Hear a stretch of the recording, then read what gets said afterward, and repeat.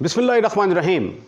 तमाम देखने वालों को प्रोफेसर इकबाल हैदर भट्टी का सलाम।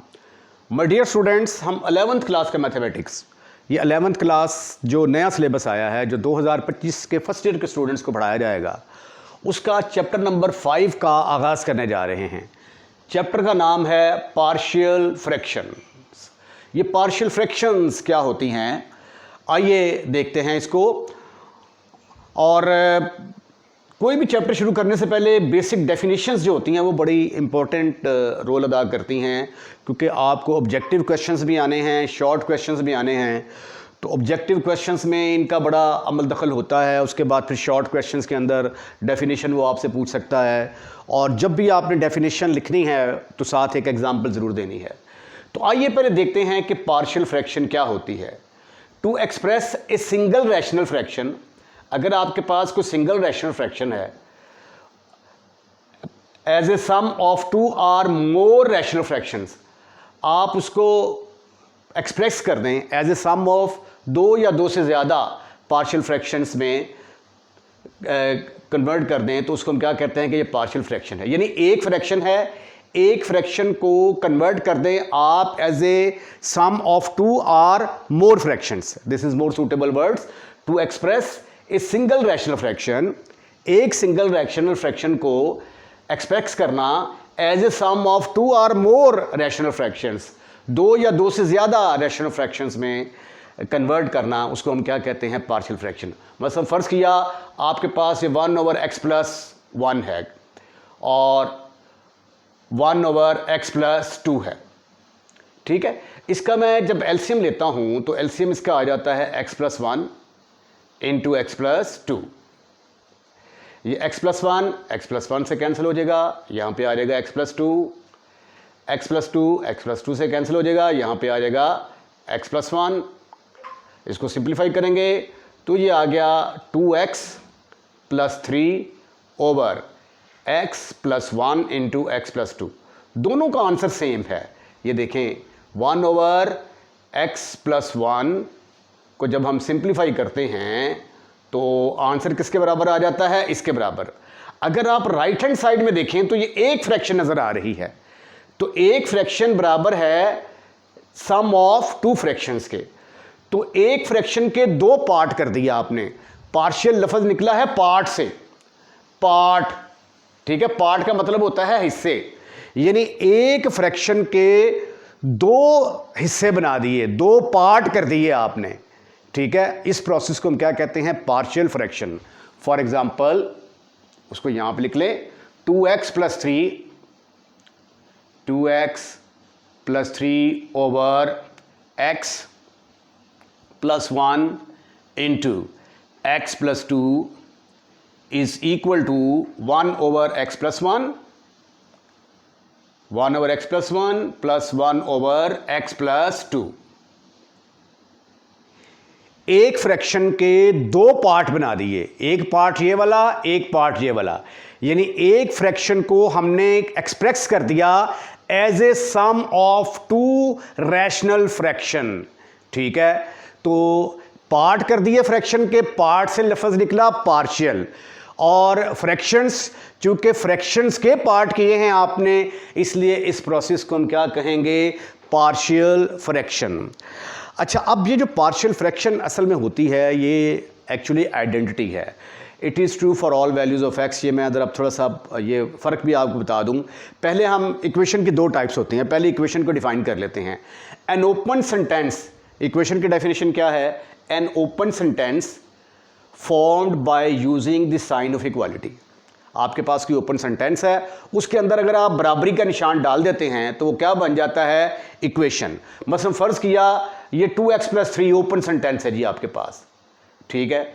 Sine square x plus cos square x,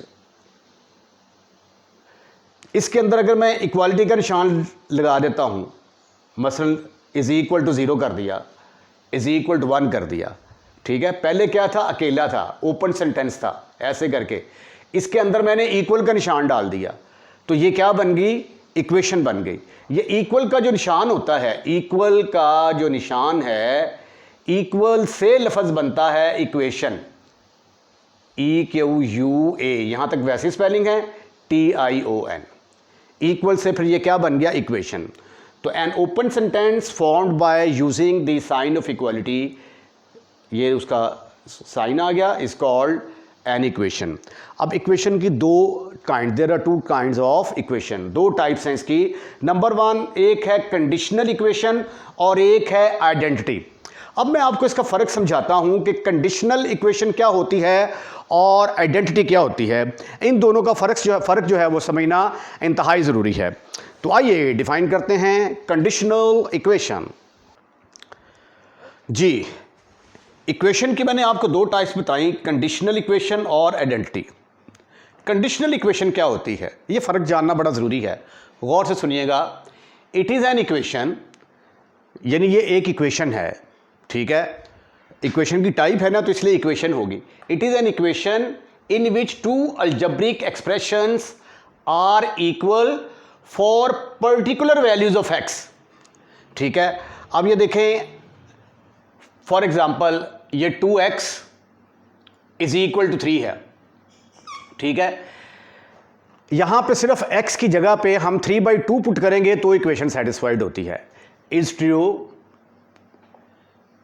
true only if x is equal to 3/2।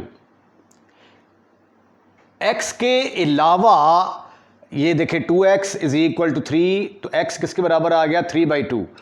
तो 3/2 के अलावा कोई भी आप वैल्यू यहां पे पुट करेंगे तो ये इक्वेशन सेटिस्फाइड नहीं होगी।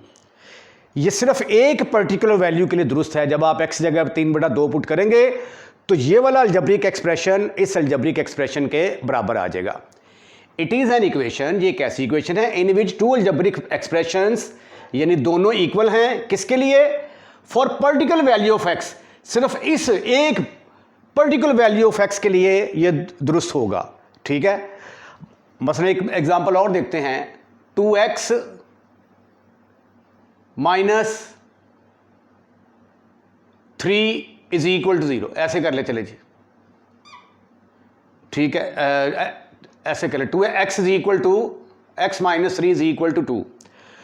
तो is true only when x is equal to 3। अगर 3 के अलावा कोई और वैल्यू पुट करेंगे तो कभी भी इसका जवाब 0 के बराबर नहीं आएगा, ठीक है। जबकि यानी जो चीज़ याद रखने वाली ये है कि ये एक ऐसी इक्वेशन है which is true for limited, एक वैल्यू हो सकती है, दो वैल्यू हो सकती है, ठीक है, जिसके लिए ये इक्वेशन ट्रू हो सकती है। Is only true when x is equal to 3। एक और एग्जांपल देखें जी, x square plus 5x plus 6 is equal to 0। जब आप इसको सॉल्व करते हैं तो इसका जवाब आता है -2 and -3। Is true only for x is equal to -2 and -3, ठीक है। पर्टिकुलर वैल्यूज, इसके अलावा -2 और -3 के अलावा कोई भी वैल्यू आप पुट करेंगे ना इस इक्वेशन में तो ये इक्वेशन सेटिस्फाइड नहीं होगी। तो ऐसी इक्वेशन जो लिमिटेड वैल्यूज, x के लिमिटेड वैल्यूज के ऊपर सेटिस्फाइड होती हो, उसको हम कहते हैं कंडीशनल, यानी कंडीशन लगे ना उस पर, इस पर कंडीशन क्या है कि ये 3/2 पर ही सेटिस्फाइड होगा, इस पर कंडीशन क्या है कि ये 3 पर ही सेटिस्फाइड होगी, इस पर कंडीशन क्या है कि ये सिर्फ और सिर्फ -2 और -3 के ऊपर ही सेटिस्फाइड होगी। इसके अलावा कोई नंबर दुनिया का इसको सेटिस्फाइड नहीं कर सकता। जबकि आइडेंटिटी क्या चीज़ है, ये भी एक इक्वेशन है। It is an equation which hold for all values of the variables. Variable की कोई भी कीमत पुट कर दें तो लेफ्ट हैंड साइड का जवाब राइट हैंड साइड के बराबर आ जाएगा। मसलन ये देखें, x square plus 5x plus 6 is equal to x plus 2 into x plus 3। इन दोनों को मल्टीप्लाई करते हैं तो ये आंसर आता है ना, ठीक है। अब आप x is equal to 1 put करके देखो जी, x is equal to 1 put किया तो ये आ गया 1 जमा 5 जमा 6 बराबर है 1 इंटू 2 1 प्लस 3, ये 1 इंटू 2 नहीं 1 प्लस 2, 6 5 11 और 1 12, 3 और 1 4, 4 3 12, ठीक है। तो 12 इज इक्वल टू 12 के बराबर आ गया। जब आप x is equal to 2 put करेंगे तो ये आ जाएगा 4 जमा 10 जमा 6 इज इक्वल टू, यहाँ पे x की जगह पे 2 पुट करेंगे 2 जमा 2, और यहाँ पे क्या आ जाएगा 2 जमा 3, तो ये आ गया 6 4 10 और 10 20 आ गया। ये आ गया 4 2 जमा 3 5, तो 20 इज इक्वल टू 20 आ गया। इसी तरह आप x is equal to 3 put करेंगे तो भी लेफ्ट हैंड साइड का जवाब राइट हैंड साइड के बराबर आएगा। 4 पुट करोगे, 5 पुट करोगे, 6 पुट करोगे एंड सो ऑन। 200 पुट करोगे x की जगह पे 200 तो भी लेफ्ट हैंड साइड का जवाब राइट हैंड साइड के बराबर आएगा। 0 पुट करोगे तो भी लेफ्ट हैंड साइड का जवाब राइट हैंड साइड के बराबर आएगा। 0 पुट करेंगे ये भी 0 हो जाएगा, ये भी 0 हो जाएगा, 6 आ गया, यहाँ पे 0 यहाँ पे 0, तो 3 इंटू 2 इज इक्वल टू 6 के बराबर आ जाएगा। -1 पुट करोगे तो भी लेफ्ट हैंड साइड का जवाब राइट हैंड साइड के बराबर आएगा। This is true for all values of x, therefore this is called as identity. ये बहुत बड़ा फर्क है आइडेंटिटी में और कंडीशनल इक्वेशंस में, ठीक है। अब एक और एग्जांपल आप देखते हैं, ये जो ट्रिग्नोमेट्रिक होती हैं ये सारी क्या होती हैं, ट्रिग्नोमेट्रिक वो आइडेंटिटीज होती हैं। मसलन ये देखें जी, साइन स्क्वायर एक्स, यहाँ पे लिखना दूँ, is true for all values of x, all values of x. इसी तरह ये देखें साइन स्क्वायर एक्स है, sine square x plus cos square x, ठीक है। इसको हमेशा ट्रिग्नोमेट्रिक आइडेंटिटी बोलते हैं, जो चैप्टर का नाम होता है ट्रिग्नोमेट्रिक आइडेंटिटी, ठीक है। आप x की जगह पे 1 पुट करोगे तो लेफ्ट हैंड साइड का जवाब राइट हैंड साइड के बराबर, 0 पुट करोगे लेफ्ट हैंड साइड का जवाब राइट हैंड साइड के बराबर आएगा, 30 पुट करोगे तो भी बराबर, 40 पुट करोगे तो भी बराबर, 90 पुट करोगे तो भी बराबर, ठीक है। It is true for all values of x। तो ये एक फ़र्क था कंडीशनल इक्वेशन में और आइडेंटिटी में। अब आते हैं इस तरफ, दोबारा वापस आते हैं। ये जो पार्शियल फ्रैक्शन होती है, ये जो एक फ्रैक्शन थी उसके हमने पार्ट बना दिए, ये भी असल में क्या होती है, ये आइडेंटिटी है। What is this? This is the identity. ये क्या है? आइडेंटिटी है जी, आइडेंटिटी, आइडेंटिटी, ठीक है। आप x की जगह पे फॉर एग्जांपल अगर 1 पुट करते हैं, यहां पे 1 पुट करते हैं for x is equal to 1, you will see that कि इसका जवाब आ जाएगा 2 प्लस 3, ऊपर 5 आ गया, ओवर इधर x की जगह पे आपने पुट किया 1 तो 2 आ गया, ये 3 आ गया, 2 इंटू 3 6, इधर आ गया 5/6 इज इक्वल टू, इधर x की जगह पे 1 पुट करेंगे तो क्या आएगा 1/2 और ये आ गया 1/3। 1/2 और 1/3 का जब एलसीएम लेंगे तो ये क्या आ जाएगा 5/6 के बराबर ही आ गया। तो आपने देखा कि 5/6 इज इक्वल टू 5/6। इसी तरह जब आप x की जगह पे 2 पुट करोगे, सिर्फ आप -1 पुट नहीं कर सकते यहाँ पे, क्योंकि जब आप -1 पुट करेंगे ना और -2 पुट करेंगे तो दिस इज अनडिफाइंड हो जाएगा। इसके अलावा कोई भी वैल्यू पुट करेंगे तो लेफ्ट हैंड साइड का जवाब राइट हैंड साइड के बराबर आ जाएगा। अब पार्शियल फ्रैक्शन के अंदर चूंकि हमारे पास एक रैशनल फ्रैक्शन होगी, उस रैशनल फ्रैक्शन के हमने टोटे करने हैं, पार्ट करने हैं, तो इसलिए हमें पहले पता तो होना चाहिए कि रैशनल फ्रैक्शन होती क्या है। रैशनल फ्रैक्शन के अंदर एक लफ्ज़ यूज़ होता है पॉलिनोमियल, ठीक है। What is polynomial? पहले ऐसा करते हैं कि पॉलिनोमियल को डिफ़ाइन कर लेते हैं। पॉलिनोमियल फंक्शन क्या होता है? पॉलिनोमियल फंक्शन, पॉलिनोमियल फंक्शन की डेफिनेशन ये है, N algebraic expression of the form, ऐसा अलजेब्रिक एक्सप्रेशन जिसको इस तरह लिखा जा सकता हो an x की पावर n, an-1 x की पावर n-1, फिर x की पावर n-2, 7 कांस्टेंट चलते आ रहे हैं, आखिर में जाके x की पावर 2, फिर x की पावर 1 और कांस्टेंट आ गया। इस तरह की जो अलजेब्रिक एक्सप्रेशन होती है उसको हम क्या कहते हैं? Is called a polynomial in x, where n क्या है? नॉन नेगेटिव है। n can not be, non negative क्या होते हैं? Set of non negative, set of non negative integers, set of non negative, जो नेगेटिव नहीं होते, तो जीरो नेगेटिव नहीं ना होता, 0 1 2 3 and so on, set of whole number भी आप इसको कह सकते हैं, ठीक है। तो यहां पे n क्या है, n नेगेटिव नहीं होना चाहिए और n इंटीजर होना चाहिए, ठीक है। मसलन इसके अंदर ऐसा एलिमेंट नहीं आ सकता x की पावर 3/2, x की पावर 1/2, ठीक है, ये पॉलिनोमियल नहीं होगा, this is not a polynomial, right. ये जो इसकी पावर है वो क्या होनी चाहिए, इंटीजर होना चाहिए, और इंटीजर होना चाहिए नॉन नेगेटिव, नेगेटिव इंटीजर भी नहीं होना चाहिए, यानी ये नहीं होना चाहिए कि वहाँ पे x की पावर -2 वाली रकम नज़र आ रही है आपको, x की पावर -3 वाली रकम नज़र आ रही है ना, ठीक है, ये पॉलिनोमियल नहीं होगा, ठीक है। पॉलिनोमियल के लिए कंडीशन क्या है कि ये जो पावर्स हैं इसकी ये नॉन नेगेटिव होनी चाहिए, is called a polynomial in x where n is non negative integer, और ये जो साथ दिए हुए हैं an-1 an-2 ये क्या हैं, ये रियल नंबर हैं, ये कुछ भी हो सकते हैं, राइट। और इसको हम कैसे डिनोट करते हैं, Pn(x) के साथ, चूंकि इसकी डिग्री n है तो इसलिए a polynomial of degree n कहलाया जाएगा। आगे फिर पॉलिनोमियल की किस्में आ जाती हैं, बाइनोमियल क्या होता है, ट्राइनोमियल क्या होता है, मोनोमियल क्या होता है, कांस्टेंट पॉलिनोमियल क्या होता है, वगैरह वगैरह, वो यहाँ पे हमारी डिस्कशन नहीं है। सिर्फ हमें ये पता होना चाहिए था कि पॉलिनोमियल क्या होता है, यानी पॉलिनोमियल के अंदर x की जो वैल्यूज़ होती हैं ना वो दो इंटीजर्स होंगी, नॉन नेगेटिव इंटीजर्स होंगी, ठीक है। बटे वाली रकमें उसके अंदर नहीं आ सकती, स्क्वायर रूट वाली टर्म्स उसके अंदर नहीं आ सकती, ये देखें x की पावर स्क्वायर रूट ऑफ 2, इस तरह की कोई टर्म नहीं उसके अंदर आ सकती, ठीक है।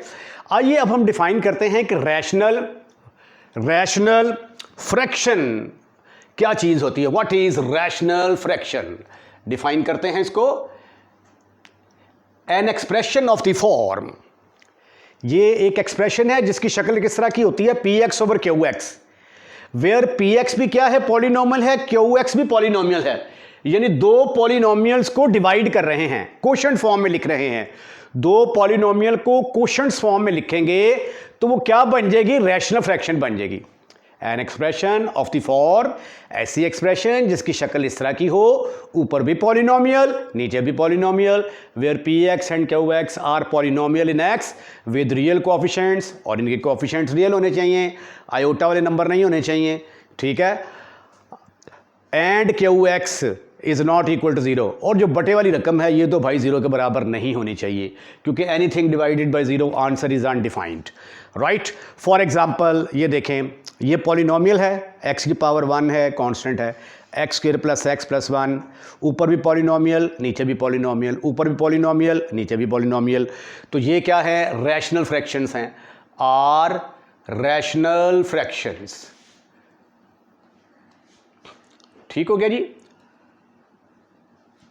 अच्छा, अब ये जो इस तरह की आ जाती है, x की पावर 1/2 + 1 ओवर x³ + 1, क्या ये रैशनल फ्रैक्शन होगी, क्या ये रैशनल फ्रैक्शन होगी, आंसर इज नो, क्योंकि उसकी वजह क्या है कि ये ऊपर जो है ये पॉलिनोमियल नहीं है, तो इसको हम क्या कहेंगे, इज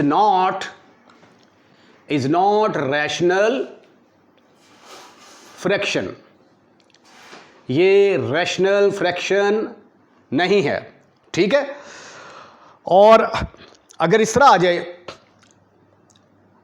आयोटा इंटू x की पावर 2 + 1 ओवर x³ + 1, तो अब यहां पे देखें इसका कोएफिशिएंट क्या आ गया है, आयोटा आ गया है, जबकि डेफिनेशन के मुताबिक ये क्या होने चाहिए, रियल नंबर होने चाहिए, तो ये रियल नंबर नहीं है, तो इसलिए ये भी क्या होगा, is not rational fraction, is not rational fraction, क्योंकि ऊपर पॉलिनोमियल है ही नहीं, नीचे पॉलिनोमियल है, ऊपर पॉलिनोमियल है ही नहीं, तो इसलिए ये रैशनल फ्रैक्शन नहीं होगी। अब आगे रैशनल फ्रैक्शन को फर्दर हम दो हिस्सों में तकसीम करते हैं। रैशनल फ्रैक्शन की दो किस्में हैं, एक होती है प्रॉपर और एक होती है इम्प्रॉपर। ये प्रॉपर फ्रैक्शन क्या है और इम्प्रॉपर फ्रैक्शन क्या है, आइए अब हम इनको डिफाइन करते हैं। प्रॉपर रैशनल फ्रैक्शन क्या होती है, what is proper rational fraction, ऐसी rational fraction, a rational fraction px/qx is called proper, इसको हम प्रॉपर कहेंगे प्रॉपर रैशनल फ्रैक्शन कहेंगे if the degree of the polynomial P x is less than the degree of the polynomial Q x, यानी ऊपर जो polynomial है उसकी degree कम हो, नीचे वाले की ज़्यादा हो, तो उसको हम कहते हैं प्रॉपर रैशनल फ्रैक्शन। अब मतलब ये देखें, ये जो ऊपर पॉलिनोमियल है इसकी डिग्री क्या है 1, इसकी डिग्री क्या है 2, यानी पी एक्स की डिग्री कम है, क्यू एक्स की डिग्री ज़्यादा है, यानी जो डिनोमिनेटर में उसकी डिग्री ज़्यादा होनी चाहिए। ये ऊपर कांस्टेंट है, नीचे इसको इससे मल्टीप्लाई करेंगे डिग्री 2 आ जाएगी, ठीक है। तो ये प्रॉपर फ्रैक्शन है, ये भी प्रॉपर फ्रैक्शन है। यहाँ पे इसकी डिग्री क्या है 2, जो हाईएस्ट पावर होती है ना एक्स की, वो डिग्री ऑफ द पॉलिनोमियल कहलाती है। नीचे x3 है, ऊपर डिग्री कम है, नीचे डिग्री ज़्यादा है। ऐसी रैशनल फ्रैक्शन जिसमें पॉलिनोमियल की ऊपर डिग्री कम हो, नीचे ज़्यादा हो, उसको हम कहते हैं proper rational fraction. Improper rational fraction क्या होगा? ये ऐसा रैशनल फ्रैक्शन है जिसकी शक्ल इस तरह की होगी, p x over q x is called improper fraction if the degree of the polynomial P x is equal or greater than the degree of the polynomial Q x. अगर p x की degree बड़ी हो जाए Q x से या Q x के बराबर हो तो उसको हम कहते हैं कि ये इम्प्रॉपर है। मसलन ये देखें, ऊपर अगर आ गया आपका एक्स क्यूब प्लस 1, नीचे आ गया एक्स स्क्वायर प्लस 1, ठीक है। ऊपर डिग्री बड़ी है, नीचे छोटी है, इसका उल्ट हो गया ना। ये प्रॉपर है, प्रॉपर में ऊपर कम नीचे ज़्यादा। इम्प्रॉपर में क्या होगा? ऊपर बड़ी नीचे छोटी, ठीक है। या बराबर भी हो सकती है ना, x plus 1 over x plus 2। अब इसकी डिग्री भी 1 है, इसकी डिग्री भी 1 है, दोनों की डिग्री 1 है, तो ये भी क्या होगी? इम्प्रॉपर होगी, ठीक है। या और भी देख सकते हैं आप, x square plus 5x plus 6 over x plus 1, ठीक हो गया जी।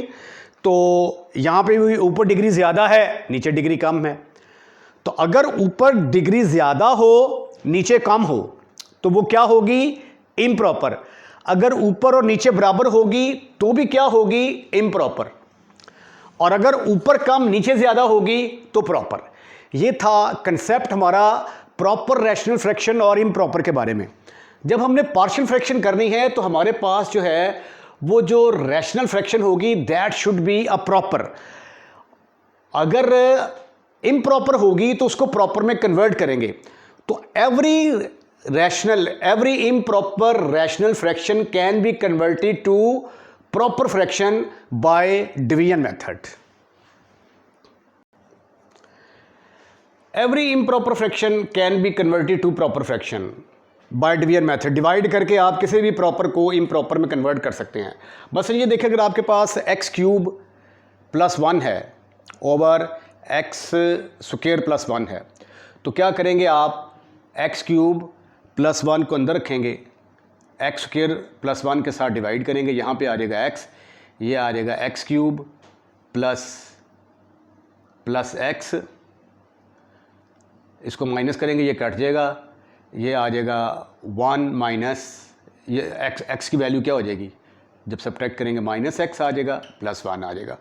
तो इसको फिर लिखा जा सकता है is equal to x whole plus 1 minus x over x square plus 1। अब आप इसका एलसीएम लेके देखें, यही चीज़ आ जाएगी, ठीक है। इसको राइट हैंड साइड को सॉल्व करेंगे ना आप, तो x plus 1 minus x over x square plus 1 is equal to x plus, इसका एलसीएम लेंगे तो ये आ जाएगा x cube plus x plus 1 minus x over x square plus 1, x से कट गया तो एक्स क्यूब प्लस 1 आ गया। तो इसका मतलब ये हुआ कि हर जो इम्प्रॉपर फ्रैक्शन होगी उसको प्रॉपर फ्रैक्शन में हम कन्वर्ट कर सकते हैं। और ये हरकत हम क्वेश्चंस के अंदर भी करेंगे जब एक्सरसाइज की तरफ जाएंगे। तो